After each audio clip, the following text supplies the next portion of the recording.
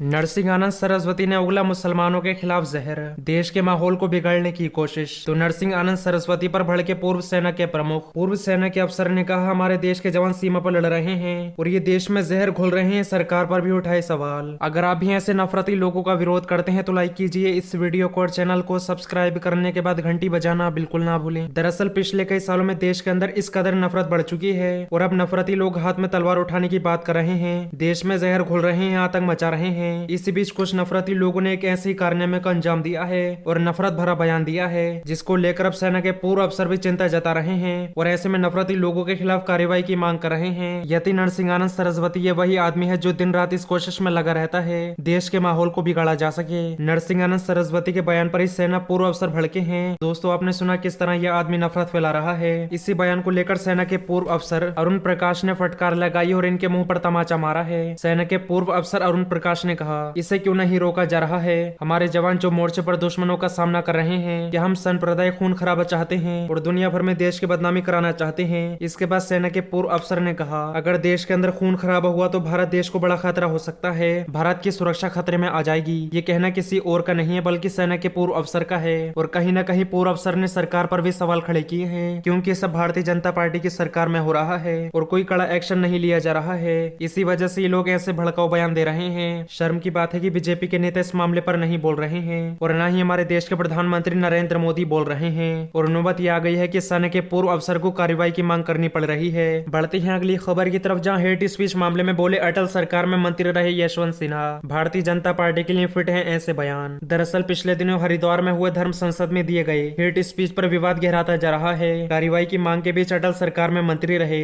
यशवंत सिन्हा ने भारतीय जनता पार्टी पर तंज कसते हुए कहा कि ये विवादित बयान बीजेपी के लिए फिट है। जनसत्ता की खबर के मुताबिक एनडीटीवी के लिए लिखे गए एक लेख में पूर्व वित्त मंत्री यशवंत सिन्हा ने मोदी सरकार की तीखी आलोचना की है। यशवंत सिन्हा अटल सरकार में वित्त मंत्री थे। हाल में पीएम मोदी से नाराजगी के बाद उन्होंने टीएमसी का दामन थाम लिया। इस मामले में उन्होंने हरिद्वार हेट स्पीच मामले पर लिखा है कि ये सब सत्ता के लिए हो रहा है। उन्होंने लिखा, हमारी राष्ट्रीयता आज 1947 की तरह खतरे में नहीं है, इसके टूटने का कोई खतरा नहीं है। हम अपने लंबे इतिहास में पहले से कहीं अधिक सुरक्षित हैं, तो ये काल्पनिक डर क्यों फैलाए जा रहे हैं। सरल उत्तर है शक्ति के लिए। आज के शासक चाहे केंद्र में हो या भाजपा शासित राज्यों में, सत्ता में बने रहने का एक ही सूत्र है और वह है एक अटूट सांप्रदायिक विभाजन। इसके आगे मोदी सरकार पर निशाना साधते हुए कहा कि सरकार के लिए कोविड कोई मुद्दा नहीं है, अर्थव्यवस्था कोई मुद्दा नहीं है, हमारी जमीन पर चीनी का कब्जा कोई मुद्दा नहीं है। यशवंत सिन्हा ने लिखा, विमुद्रीकरण जिसने हमारी अर्थव्यवस्था को नष्ट कर दिया वे कोई मुद्दा नहीं है। सत्ता में बने रहने के लिए बहुसंख्यक समुदाय के बीच सांप्रदायिक भावनाओं को भड़काने के अलावा कुछ भी मुद्दा नहीं है।